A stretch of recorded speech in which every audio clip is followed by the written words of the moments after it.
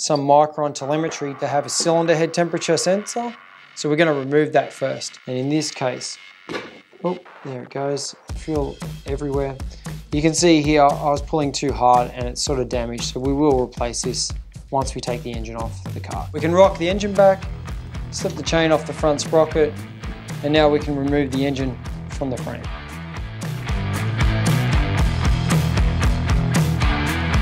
Hey guys, today's video we're going to be showing you how to remove this Cadet Vortex engine from this Tony Kart. Now you might have a different brand of kart or engine, but the process is going to be very similar. So we're going to show you the easy way to get the go-kart engine off the go-kart. So let's get to it. So this kart has just come from the track. We're about to remove the engine straight off the frame. So to start the process, we're going to remove all the auxiliary components off the engine first, and then we'll remove the engine mount clamps and take the engine straight off the chassis. This cable here is a technical regulation here in Australia. We've got to connect the muffler to the chassis using a bit of high tensile cable. So we're going to remove the throttle cable clamp and throttle cable that we're using as a safety cable here for the muffler.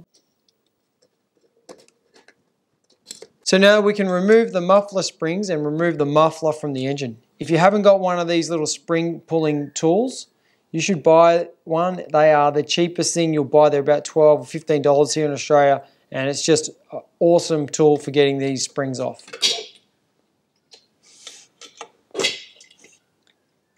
The springs that hold the muffler to the muffler cradle, I just pull a bit of tension off and then slip my finger in underneath, and they come straight off. So the modern racing two-stroke is a fixed length exhaust pipe, and it's just got a socket on the engine and that the pipe fits onto. So just with a little bit of a jiggle, you can pull it back. Try not to hit it with a hammer, because if you do, this is only very soft steel and you can bruise it pretty easily. Like I mentioned earlier, this is a Vortex mini rock, but it'd be very similar for any air-cooled engine that's running some micron telemetry to have a cylinder head temperature sensor.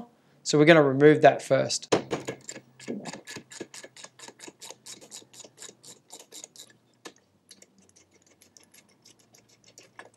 I like to put the spark plug back in so we're not going to drop anything accidentally into the engine. While we're removing the micron sensors, it's important to remember to remove the tach lead.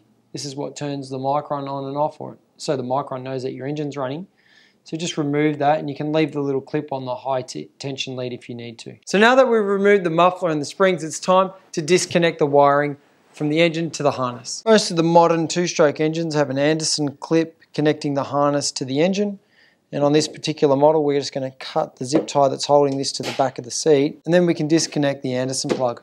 On most modern two-stroke racing engines, they're going to have a kill switch of some description. On the Mini Rock, it's just this pink wire with a bullet connector. So now that we've removed the exhaust and the wiring harness, we're going to remove the throttle cable and the fuel system. Sometimes it's easier to remove the airbox, even though it could come off with the engine in this case, but to move it off the kart and get it out of the way so we've got better access to the fuel lines and the throttle cable. With the hose clamp loosened off, we can just pull the airbox and the air filter off, and then we can remove this little screw and take the airbox off the engine assembly so we can get to the fuel lines and the throttle cable. Now we can remove this airbox retaining screw, if your go-kart has one that is, and put the airbox to one side. So next up we're going to remove the throttle cable, and in this case the throttle slide's going to come out with it. If you did have a butterfly carburetor, you would just disconnect the end of the throttle cable from the butterfly shaft. But in this case, on the Vortex Mini Rock, it's just two little screws here on this carburetor that hold the top of the carby down, and inside, just be a little bit careful because there's normally some springs similar on the Rotax, except the cap just screws to the top of the carburetor. It doesn't have these two little screws. And then if you just jiggle it, you can see that the whole assembly is going to come out.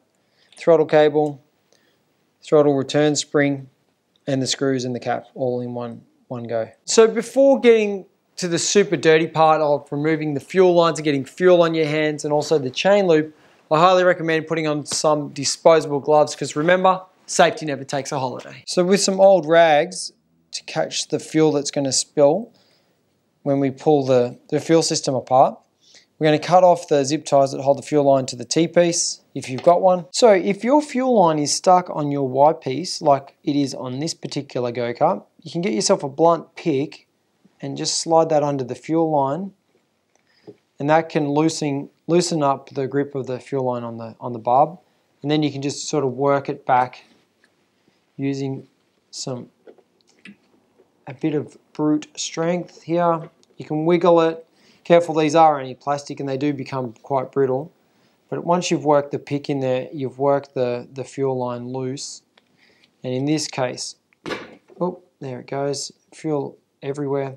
You can see here I was pulling too hard and it's sort of damaged, so we will replace this once we take the engine off the car. To remove the main fuel line to the fuel pump, we're going to cut the fuel filter zip ties. And now we can cut the zip tie that's on the main fuel line to the fuel pump. Now we can remove the main fuel line off the fuel pump, and then you can just tie the fuel line up out of the way so it doesn't drain the tank onto the floor. Okay, so now that we've removed the fuel system, the throttle cable and the slide and the airbox, it's time to move on to the chain guard, because we've got to get that out of the way so that the chain will come off the engine. And then we can remove the engine mount bolts from underneath and take the engine straight off the chassis. So to remove the clutch cover off this Vortex engine, because there's not enough room for the chain to fit off the end of the crankshaft, you can loosen the little bolts here with a Allen key. And you can either use a ball end Allen key like so to get the bolts out, or if you've got one of these little gadgets that you can fit a socket to, they're super helpful in this situation because you can, it's like a little ratchet head that you can use just with your fingers. I mean, these ones are pretty loose, so you can just spin it all the way off, but it's super good for getting into tight places.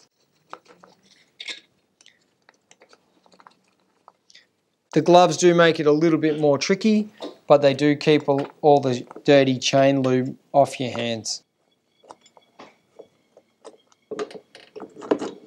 So loosen off both the engine mount clamp bolts using the long end of your 8mm T-bar. They will be pretty tight. And then you can just use the long section and unscrew them all the way.